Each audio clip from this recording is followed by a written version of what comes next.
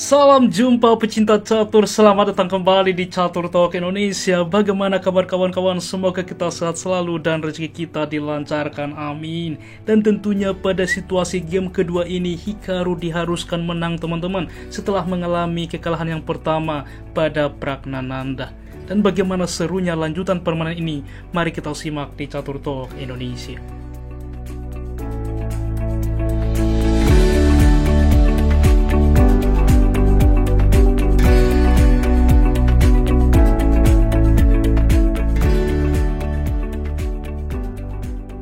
Baiklah teman-teman, di sini Pragnananda Putih memulangkah dengan pion ke-4 dan saat ini Hikaru membuat pertahanan favoritnya D6 Pierce Defense, di mana ke depan dilanjutkan yaitu dengan pion ke G6 mengarah tentunya kepada pertahanan modern. Pion ke D4 berlanjut menguasai sentral, G6 mempersiapkan VNC1, kuda ke F3, gajah ke G7, gajah ke C4 saat ini, dan kuda ke C6 berlanjut H3 dan kuda ke F6 berkembang. Tentunya menteri ke E2 juga mensupport pion. E5 saat ini mendobrak petak pusat. Dengan senang hati melakukan simplifikasi dari Pragnananda. Karena apa? Ia hanya membutuhkan draw teman-teman untuk melaju ke babak berikutnya. Dan masing-masing pemain saat ini melakukan rokade sayap raja. Dikuasai juga file D dengan benteng ke D1. Dan di sini seharusnya langkah aman tentunya menteri untuk berpindah. Tetapi Hikaru adalah situasi harus menang. Ia mencoba membuat posisi tidak balance. Gajah ke D7 menutup dengan harapan ke depan dapat menempati menteri di C8, juga mengancam pion H3. Kuda ke C3 saat ini dan betul saja menteri ke C8 dan gajah ke G5 berlanjut. Benteng ke E8 dan kuda ke D5 lagi-lagi di sini memaksa bagi Pragnananda untuk melakukan simplifikasi. Tentunya Hikaru untuk menang, ia menolak teman-teman, lebih baik kalah dibandingkan imbang, karena imbang pun sama saja. Ia memainkan kuda ke H5 menghindari pertukaran. Karena seperti ini, apabila diterima pertukaran ini, maka gajah menerima kuda tentunya ke D4 mainland, maka kuda memukul kuda, pertukaran menteri dapat ke F3 teman-teman, juga ancaman skak, gajah ke E6, gajah ke F6, maka semuanya akan pertukaran ke depan, simplifikasi dan komplit sebanding. Dan posisi inilah yang tidak diinginkan oleh Hikaru Nakamura. Oleh sebab itulah ia menghindar teman-teman, memilih kuda ke H5. Menteri ke D2 saat ini lagi-lagi ke depan untuk menawarkan pertukaran menguasai petak gelap, maka gajah ke E6 berlanjut, gajah ke B5 mengancam kuda, dan F6 mengusir gajah teman-teman. Apa yang terjadi jika saat ini gajah memukul kuda? Lagi-lagi ini akan sederhana ke depan. Kita lihat menteri menerima, kuda juga langsung mengancam menteri, maka gajah memukul kuda, pertukaran. Di sini gajah memukul kuda, pertukaran teman-teman.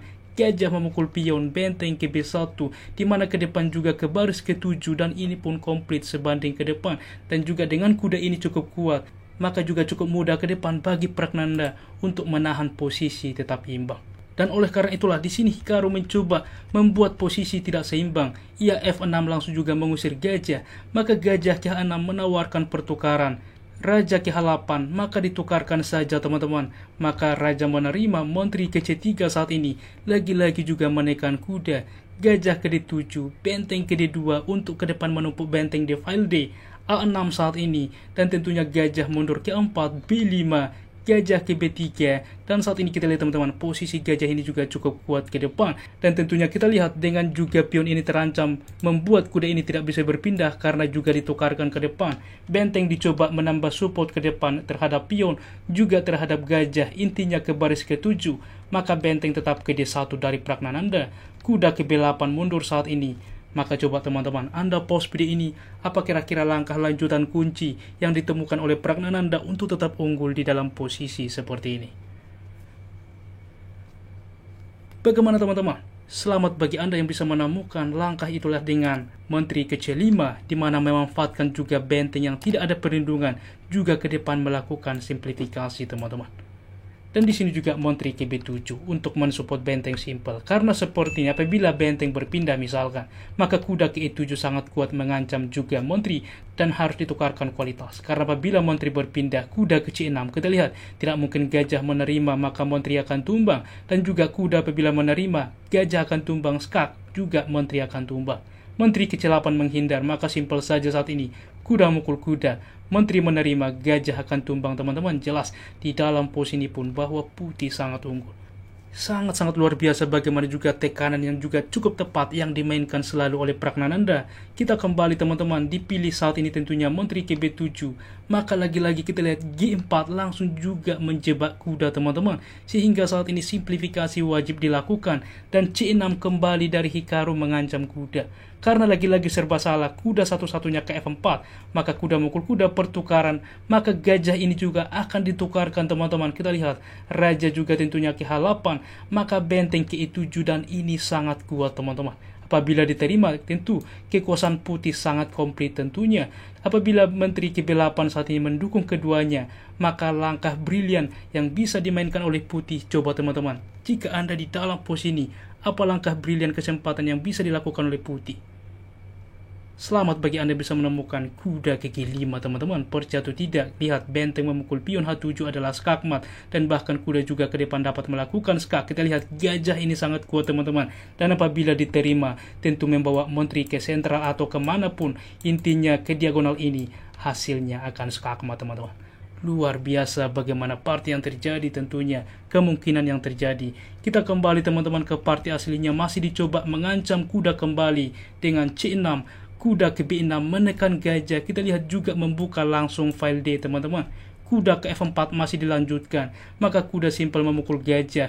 Dan di sini A5. Karena apa? Lagi-lagi apabila diterima kuda ini, masalahnya benteng menerima skak. Waktu yang sama mengancam menteri jelas. Di dalam pos ini pun bahwa putih sangat unggul teman-teman. Kita kembali masih dicoba tentunya untuk menjebak gajah A5. Maka tentu simpel kuda memukul kuda. Di sini benteng menerima. Dan langkah juga benteng melakukan skak bisa. Tetapi simplifikasi yang luar biasa dari Pragnananda, penyederhanaan. Dengan memainkan menteri juga memukul benteng. Mengorbankan juga menterinya dengan harapan mengembalikan menteri kembali. Untuk juga melakukan skak. Dan kita lihat unggul satu perwira. Raja berpindah ke H6. G5 skak saat ini. Melakukan simplifikasi. Dan G4 saat ini, maka dimakan saja teman-teman. Raja ke G5, maka F3 berlanjut mendukung semua pionnya. H5 masih dimainkan, dimakan saja pertukaran. Kuda ke D3 teman-teman, lagi-lagi menawarkan simplifikasi. A4 masih berlanjut mengancam gajah. Gajah ke F7, H4, maka raja ke H2 mencegah pion ke depan.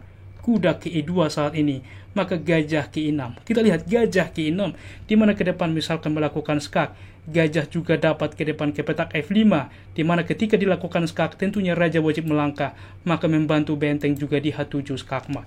B4 berlanjut, maka idenya saat ini benteng ke F7. Kita lihat teman-teman mendukung pion, di mana kuda ke D4, maka F4 skak. Raja ke H6, dan setelah gajah ke F5, di sini juga Hikaru Nakamura menyerah karena kita lihat ancaman skakmat di petak H7. Dan apabila berlanjut, kuda wajib memberikan dirinya terhadap gajah, maka simpel benteng menerima unggul satu perwira. Dan bahkan akan terjadi skakmat teman-teman, yaitu dengan pion menerima, karena ini sangat menarik.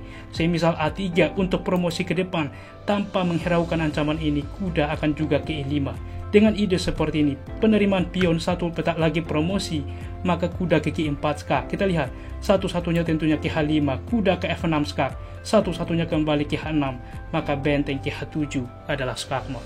Luar biasa bagaimana juga kombinasi permainan yang ditunjukkan oleh Pragnananda kepada sahabat pecinta catur dunia, dan bahkan Magnus Carlsen juga teman-teman mengucapkan selamat kepada Pragnananda. Lihat pada thumbnail yang saya berikan, dan berikut tingkat akurasinya.